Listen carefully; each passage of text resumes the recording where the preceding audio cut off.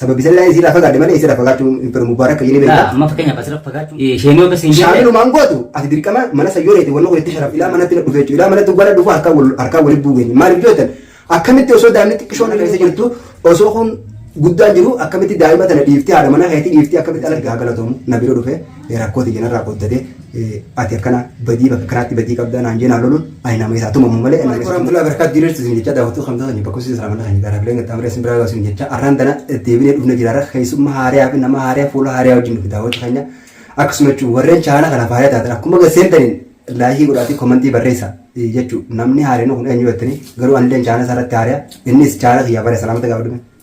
السلام عليكم ورحمة الله وبركاته دعوتك فردتك خير يكون أران تعالوا هيدن عبد الله بريت كمان عبد الله نبي تنجاي نعم تيار كملة جنان تكرني بيخ دعوتك إنك تسير عليه سليبو لكن إن خيسة جرو في واحد تو خيسة جرا أنا مند لالتين لفه غرغر وراف واحد تو تيمو في لفه لكن هذه دعوتك خيرnya يوتيوب خيرnya لازم سبسكرايب لايك أكثر كده دعوتك خيرnya سنيفو أكو منو جب جمال في وقتني نامني خوني وقانا متلوفه ركلنا تخيسة جرو بيخاتي dhufeechu saniifu daawwatu kan inshallah rabbi khayraa godhu yaada isaati sirraa fuudheeti akkasitti namni tokko rakkina waan nuti irra jirru quba qabdan jechuudha liinaan akka malee nu jalaa taate yaada kaayachuun anka hin asirratti isin himuu miti waa hedduu saniifu inni fiidiyoo teenyaallee arkee jechuudha nutti illee bilbilee dirqama ijoollee sana bira dhaqee dirqama akka nama oromoo tokkotti isaanillee cinaa dhaabbadhee gargaaraa jee dhufe sanumaafuu yaada isaa irraa fuudheeti daawwatu kan akkasitti karaa dhimma teenya asirratti waliin ceena jechuudha.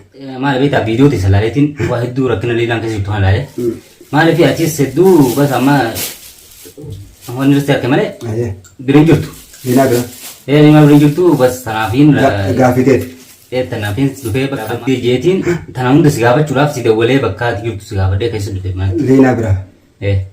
Daawwatoo kan quba qabda jechuun isinillee komii yeroo hedduu kaaftanii after liinaa akkas jirtu dhiiftanii daa'ima mana keessatti dhiifte maaliif deemtaa warri jettanii komii komantii jalatti namni hedduun kaaftan karaa hundaanuu online irratti WhatsAppidhaan haa ta'u ittisaalaan nama hedduutu komii tana na dhiyeesse jechuudha. Inni illee maaliif yoo jettanii akkuma beekamu komii sanuma qaba jechuudha. Saniifuu inni akkee dirqama bakkittoo shaamil jiru san dhaqeetiin shaamiliin mari'adhee anilleen akkuma nama takkaatti gargaaraa jedhu dhugaa isaati maaliif yoo jettanii viidiyoo isinii gallakkisaa jiru irratti komii sana isinii dhiyeessee jira jechuudha. Maaliif yoo jettan mucaanis akkuma jee dhugaa isaati haqa qaba jechuudha. Namni maaliif ni aaraa hugganaan jechuudha liinaa biraa deeme dhugan ani mana sheekaatiin jira jechuudha. Milyoon tun waa jirti maaliif gisee dhugaa kan daa'ima kanas miidhuu dandeessi waa hedduu jira bita.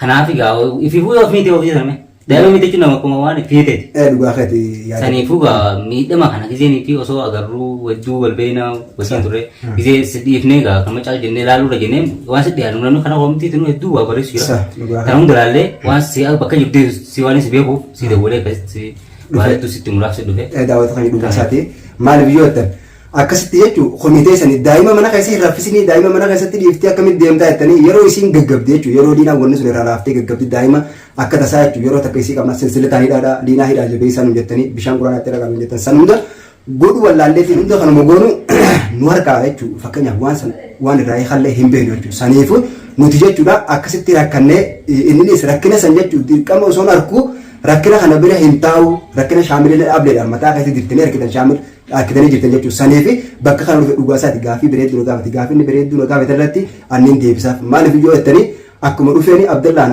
naannolee ture akkuma dhufee mana kana seenee naannolee jechuudha ati naman dhageessu ni jarjartaa maaliif waan akkasii dalaydaan hanjee naannolee maaliif naannoluun dhugaa isaati haqa qaba ni quuqamee ni rakkate yookiin ammoo saniifu rakkoota namoota isin hojii godhachuu bane osoo agarruu man isa dhiyaan nama bakka ati jirtus beeka. Magaalaa xiqqaa keessatti walirraa fageenya yoo akkam fageenya hedduutu illee hin qabu. Daqiiqaa 30 qolli yaanii wal kan bara. Kanaafuu gaa yoo dhufnes gargaaruu baanne wada koomantii kanas jala deemee waa meeqa si jechuu jiru waan ta'eef kanaafin deemee si dawwalee bitaa jirtu gaafadhee sosoota dhufee akkasitti dubbate. Akkasii jechuudha daawwattoota keenya yaada isaa quba qabdan jechuudha akkuma isin jettan sanii yaada bareeda saniifuu daa'ima kana yoo liinaan dhooyitee yookiin ableedhaan dirtee miitee khasaaraa dhufa sanirra ani dirqama mana Abdallaa san dhageetiin daa'ima san taatus isii taatus yoo karaan itti falli dhiyaate jeetif ani ammoo sheekaatu mana kanarraan deemni yoo mana san dhayitee liinaan si agartee dhukkubni sun itti sharafa naan jee jechuudha saniifin anis jechuudha viidiyoo keessatti osoo hin argamin osoo mana san hin dhaqin jechuudha humaan taatu shaamilii bisin waa takka wanni isaan wal godhan hin jirtu naan jee jechuudha sababii saniifin jechuudha duubatti harkifadhee yookiin ammoo liinaa haadha mana kiyyaati rakkinasi anis akkuma kiyyaatti isin rakkachaa turte jechuudha ani ammoo silaa isii caalaan an rakkachuu fi qaba jechuudha biratti argamtu maaliif Abdallaa liinaa biratti argamne yaadna katileen kan maal komiin ta'e. Kanumas timee komiin irraa qabdu kanuma. maaliif isii liftee fakkeenyaaf osoo yeroo viidiyoo waraabamtuyyuu si namni dawaa itti godhuu qabu jecha jawumarra jecha jawumi. Asiitu sumaatti dhiyaatame. Waanti tuuristi dhiyaata. Anumatti dhiyaatu dhugaadha mana keenya. Namni biraatti illee yoo miidhame hamii taate namni biraan ni wallaa nama. Amma fakkeenyaaf miitee daa'ima namii du'e dandeessi. Daa'imni kun xiqqaadha. Miidhaan tun daa'imni afaan hin beekne yoo miite faa. Rakkoo himachuu hin danda'u. Namni guddaan mataa ni wallaa nama. Kanaafuu gaa'isii gaaffiin teessiif deebisaa jira. Gaaffiin teetii fi gaaffiin daawwattoota homiin takkuma adda baatee hin qabdu. Maaliif yoo jettee dhugaa keeti. Sanirraan jechuun isheen ati dirqama mana sanatti yoo argamte dhukkubni sun itti sharafaan hanjee. Sababii saniifin ani jechuun irraa fagaadhe isirraa. Sababii sanirraa isirraa fagaadhe malee isirraa fagaachuun mubaaraka jedhee beekaa. Amma fakkeenyaaf asirra fagaachuun qabdu maaliif isheen yoo basiin jedhee. Shaamilumaan gootu ati dirqama mana san yoo reete wanni kun itti sharaftiin hanjee.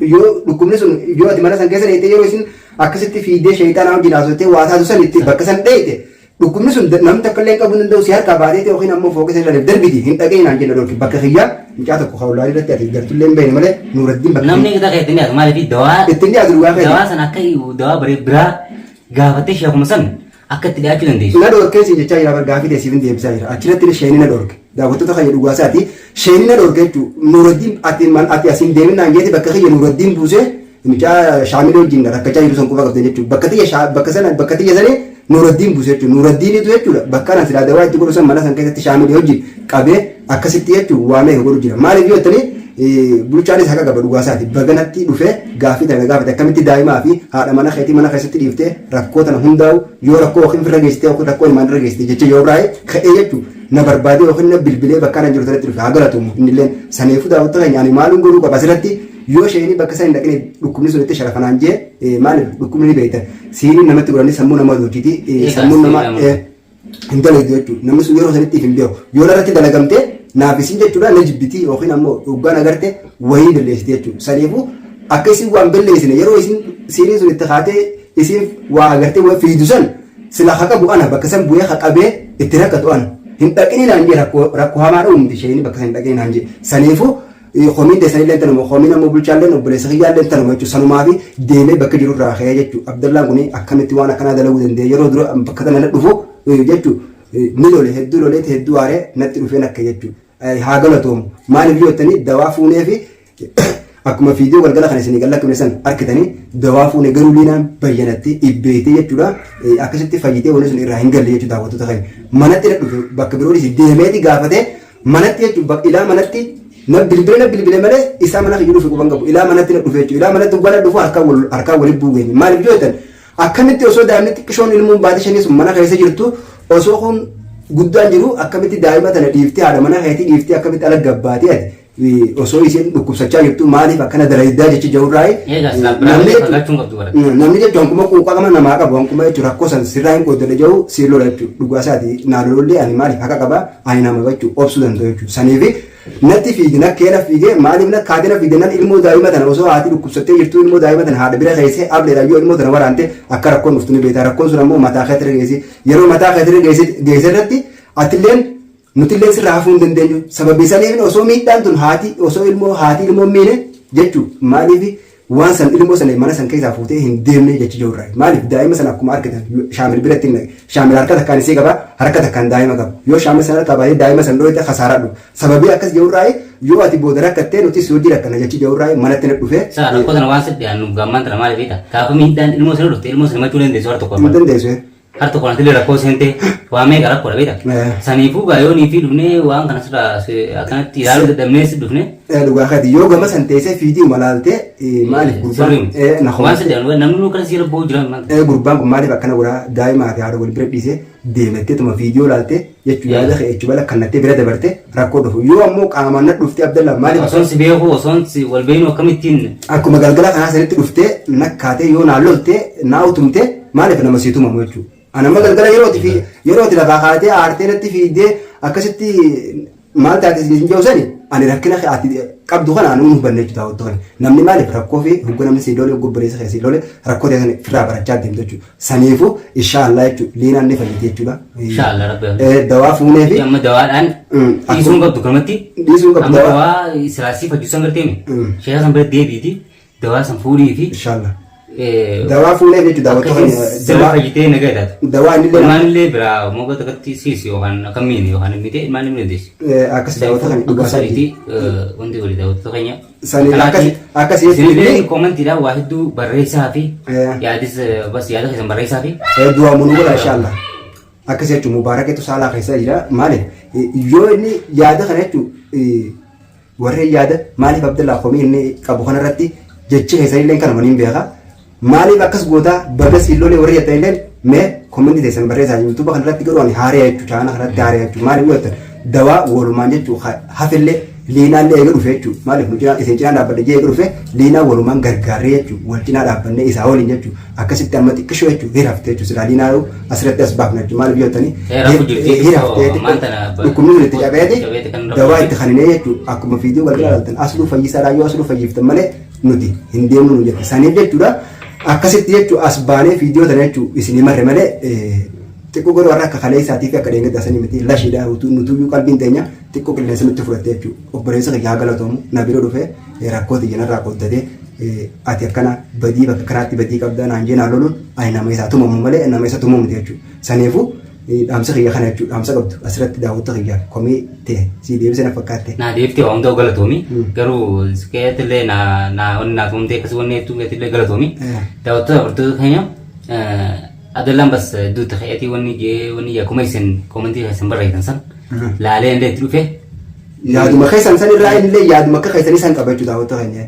Takkanaatii bas Inshaallah akka inni biraan fagaannee itti mee gorsee bira deema. Takkanaatii rabbi haa fayyisuun jiraan. La biraa haree deemtu jirtu yoo rabbi jee. Yaani haa bira deemu suuraa faga dubar. La yoo rabbi jee akkasitti aarteetu quuqamtee dhufteeme asluu waliin fayyifneetuma liinas waliin fayyifnee akkasii fayyaa isaanii agartee kadeemtu malee akkamatti fakkeenyaaf dhuftee naalloltee qaamaniin deemu gaatu daawwattoota keenya akkasitti deemu anuu ittiin inshaallah hanga fiidiyoo biroo taliinaa fayyitee qulqullooyitee jechuudha dhintee akkasii gammachuun illee harkutti gadi lakkifne jechuudha saniifuu assalaamu alaikum warahmatullahi wabarakaatuh.